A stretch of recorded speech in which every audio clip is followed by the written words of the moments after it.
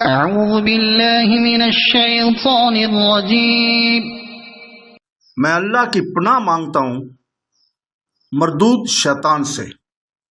بسم اللہ الرحمن الرحیم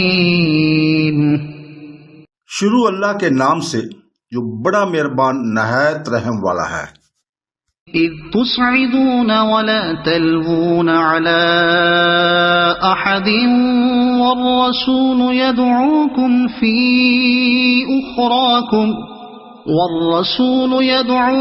في أخراكم فأثابكم غما بغم لكي لا تحزنوا على ما فاتكم ولا ما أصابكم والله خبير بما تعملون۔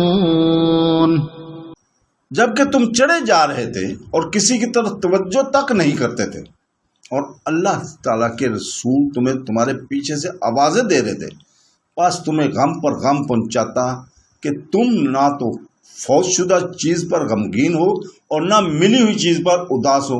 اللہ تعالیٰ تمہارے اعمال سے خبردار ہے۔ آیت نمبر 153 میں اللہ تعالیٰ پھر فرماتا ہے کہ یعنی تم اپنے دشمن سے بھاگ کر پہاڑ پر چڑھ رہے تھے اور مارے خوف و دہشت کے دوسری جانب توجہ بھی نہیں کرتے تھے۔ رسول پاک صلی اللہ علیہ وسلم کو بھی تم سے وہیں چھوڑ دیا تھا، وہ تمہیں آوازیں دے رہے تھے اور سمجھا رہے تھے کہ بھاگو نہیں، لوٹ آؤ۔ حضرت سعدی رحمۃ اللہ علیہ فرماتے ہیں کہ مشرکین کے اس خفیہ اور پرزور اور اچانک حملہ سے مسلمانوں کے قدم اکھڑ گئے، کچھ تو مدینہ کی طرف لوٹ آئے، کچھ پہاڑ کی چوٹی پر چڑھ گئے۔ اللہ تعالیٰ کے نبی صلی اللہ علیہ وسلم آوازیں دیتے رہے کہ اللہ کے بندو میری طرف آؤ، اللہ کے بندو میری طرف آؤ۔ اس واقعہ کا بیان اس آیت میں ہے۔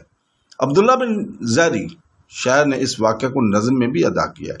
حضرت صلی اللہ علیہ وسلم اس وقت صرف 12 آدمی کے ساتھ رہ گئے تھے۔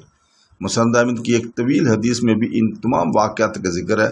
دلائل امبوتا میں بھی ہے کہ جب ہزیمت ہوئی تب حضور پاک صلی اللہ علیہ وسلم کے ساتھ صرف 11 شخص رہ گئے اور ایک حضرت طلحہ بن عبید اللہ رضی اللہ تعالیٰ عنہ ہوتے۔ آپ پہاڑ پر چڑھنے لگے لیکن مشرکین نے آ گھیرا۔ آپ نے اپنے ساتھیوں کی طرف متوجہ ہو کر فرمایا کوئی ہے جو ان سے مقابلہ کرے؟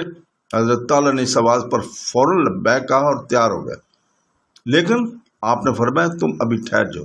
اب ایک انصاری تیار ہوئے اور وہ ان سے لڑنے لگے یہاں تک شہید ہوئے۔ اس طرح سب کے سب ایک ایک کر کے شہید ہو گئے۔ اب صرف حضرت طلحہ رضی اللہ تعالیٰ عنہ رہ گئے۔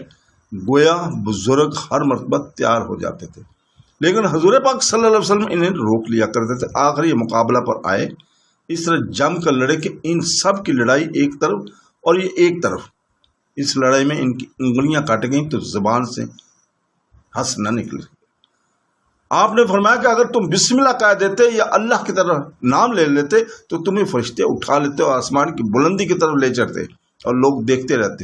آپ نبی کریم صلی اللہ علیہ وسلم اپنے صحابہ کے مجمع میں پہنچ چکے تھے، لیکن صحیح بخاری شریف میں ہے حضرت قیس بن حازم رحمۃ اللہ علیہ فرماتے ہیں میں نے دیکھا حضرت تعالیٰ کا وہ ہاتھ جسے انہوں نے ڈھال بنایا تھا شل ہو گیا تھا۔ صدق اللہ العظیم۔